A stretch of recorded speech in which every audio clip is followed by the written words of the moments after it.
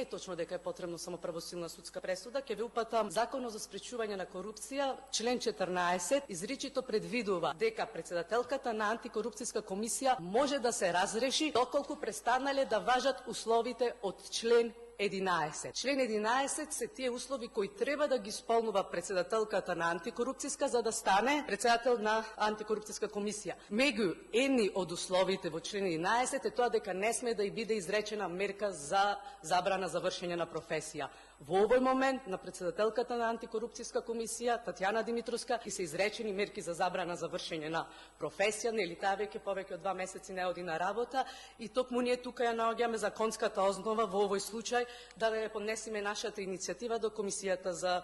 избор и именување, иако би се сложила дека законот за жал за спречување на корупција на некој начин премногу ги штити функционерите на антикорупцијска комисија и можеби треба да се пристапи да се разгледа кон некоја реформа на тој закон каде што ќе се зголеми отчетноста и одговорноста на овие избрани функционери.